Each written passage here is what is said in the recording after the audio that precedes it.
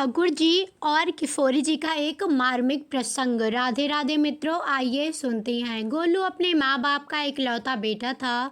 गोलू की माँ लोगों के घर काम करती थी। उसका पिता दिहाड़ी मजदूर का काम करता था। गोलू के माता पिता गोलू को बहुत प्यार करते थे। वह कम ही कमाते पर गोलू की हर इच्छा को पूरा करते थे।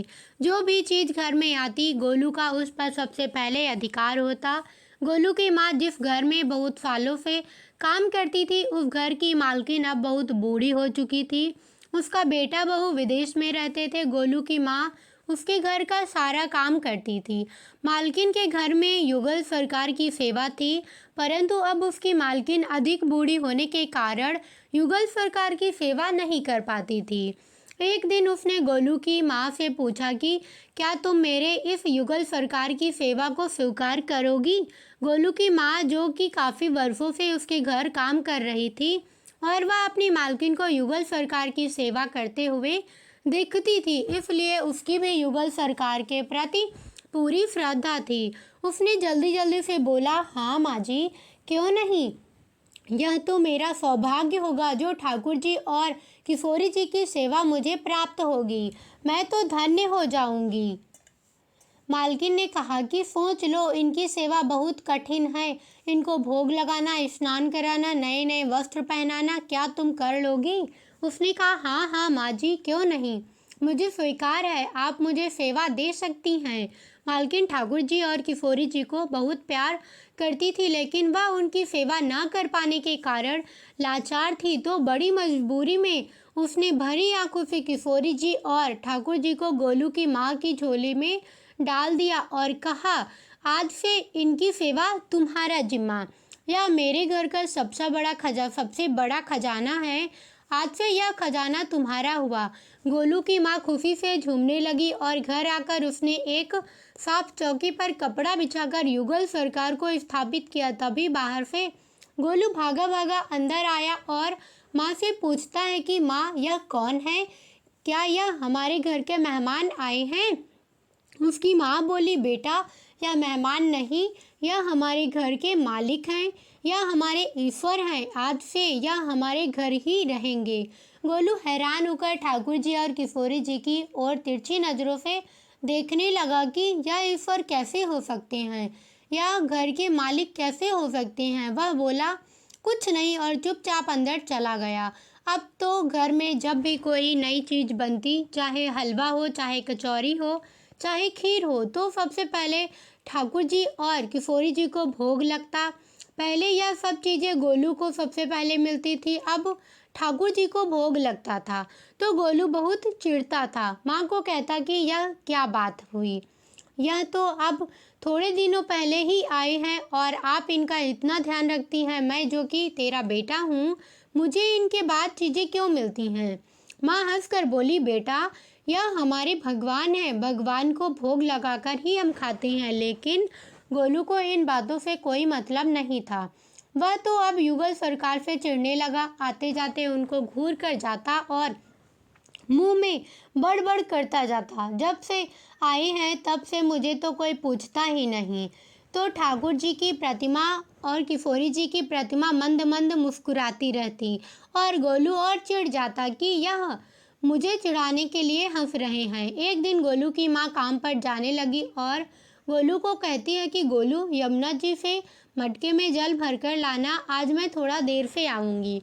गोलू कुछ ना बोला। जब वह पानी भरने के लिए जाने लगा तो जाते जाते किशोरी जी ठाकुर जी को कहता है, खाने के लिए तो सबसे पहले तैयार रहते हो, लेकिन काम तो मुझे ही करना पड़ता है। काम करने के बावजूद भी मुझे तो आपसे बाद में खाना मिलता है।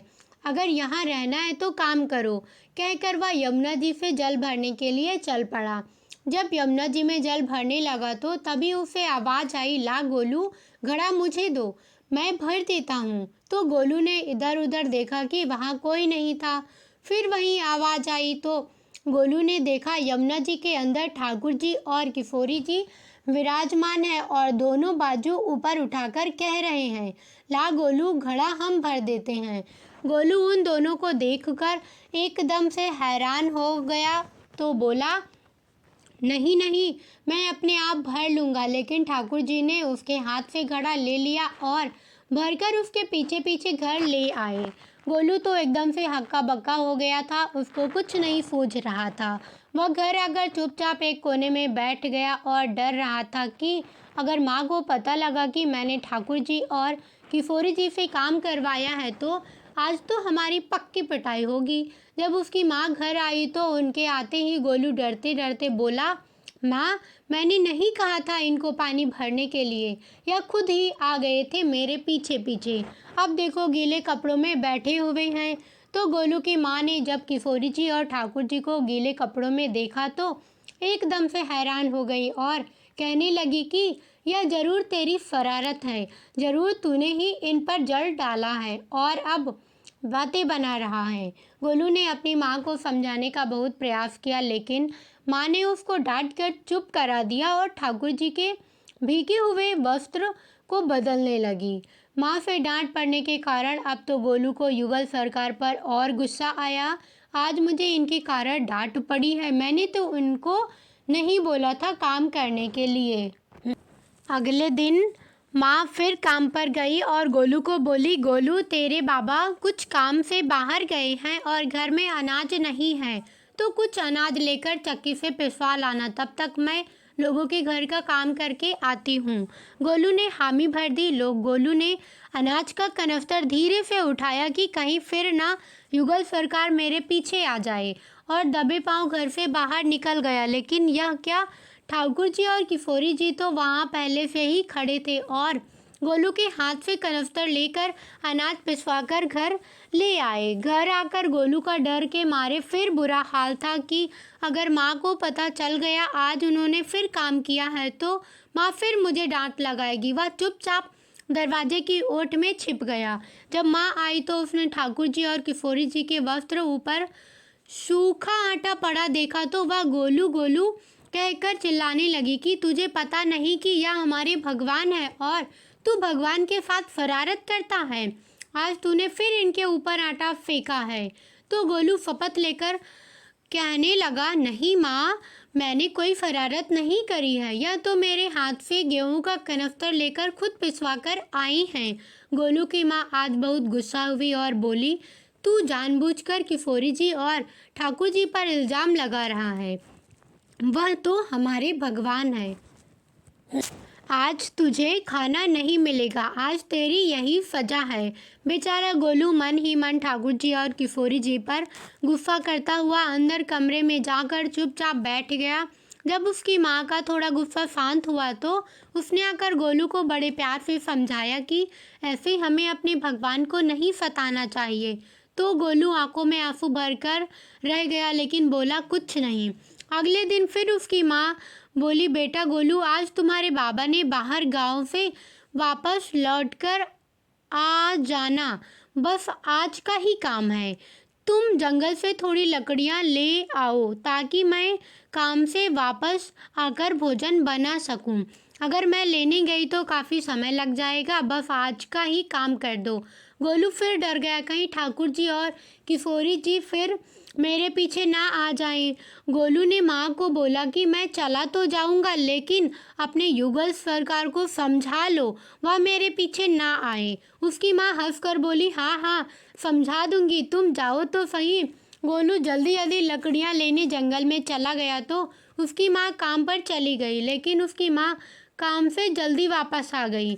जब घर वापस आई तो उसने देखा युगल सरकार अपनी चौकी पर विराजमान नहीं है। वह तो एकदम से घबरा गई कि कहीं गोलू की शरारत तो नहीं, कहीं युगल सरकार को कहीं रख तो नहीं आया। वह भागी भागी जंगल की तरफ गई। तभी उसने देखा कि गोलू के साथ दो लोग और लकड़ियों को लेकर घर आ रहे हैं। गोलू की माँ यह देखकर हैरान हो गई कि यह तो किशोरी जी और ठाकुर जी हैं। वह तो एकदम से हैरान परेशान होकर मूर्छित होते होते बची। यह क्या, हमारे भगवान हमारा काम कर रहे हैं? इसका अर्थ गोलू ठीक कह रहा था। वह जल्दी जल्दी भागकर ठाकुर जी और किशोरी जी के पास गई और लकड़ियां उनके हाथ से ले लेते हुए उनके चरणों में गिरकर रोती हुई बोली, हे भगवान, हे लाडली जू सरकार, यह आप क्या कर रहे हो? मुझ गरीब का काम क्यों कर रहे हो? ठाकुर जी और किशोरी जी मुस्कुराते हुए बोले, हमें तो तेरे बेटे पर बहुत प्यार आता है। सब लोग हमें भगवान समझते हैं, लेकिन यह तेरा बेटा ही था जो हमको अपना मानता था। अपना मानकर वो हमें डांट भी देता था, हमारे साथ गुस्सा भी करता था। वह हमारे साथ ऐसा व्यवहार करता है कि जैसे हम उसके अपने हैं। सिर्फ लोग तो हमें भगवान मानकर हमारी पूजा करती है, और हमें जो एक बार अपना मान लेता है तो हम उसके मान के लिए उसके ही हो जाती हैं। तुम्हारा बेटा गोलू बहुत ही भोला है और उसके मन में कोई पाप नहीं, इसलिए हमें गोलू के साथ काम करने में कोई लज्जा नहीं। मासूम गोलू उनकी बातें सुन रहा था। वात्सल्य प्रेम पर आधारित माँ बेटे की खूबसूरत कहानी, मन की जिज्ञासा। वह आकर अपनी माँ के पास माँ के साथ बैठ गया और हाथ जोड़कर ठाकुर जी से प्रार्थना करने लगा। हे श्यामा श्याम जू, मुझे नहीं पता था कि आप भगवान हो। मैंने भूलवश आपको कई बातें सुना दी। मेरी भूल को क्षमा कर दो। भगवान ने उसको उठाकर अपने हृदय से लगाते हुए कहा, नहीं नहीं गोलू, तू तो हमारा बहुत प्रिय सखा है। तुम जैसे भोले भाले भक्त हमको बहुत प्रिय हैं। पापी और दुराचारी लोगों से तो दुनिया भरी पड़ी है, तुम जैसे लोग तो इस दुनिया में कम ही हैं। ठाकुर जी और किशोरी जी उस घर में ईश्वर के रूप में ना रहकर उनके घर का सदस्य बनकर रहने लगे। प्रेम से बोलिए कृष्ण कन्हैया लाल की जय, राधा रानी की जय। कैसी लगी स्टोरी कमेंट करके ज़रूर बताना। साथ ही वीडियो को लाइक, चैनल को सब्सक्राइब करके आप कमेंट में कृष्ण कन्हैया लाल की जय, राधा रानी की जय ज़रूर लिखना और अपने मित्रों संबंधियों के साथ शेयर करना। धन्यवाद।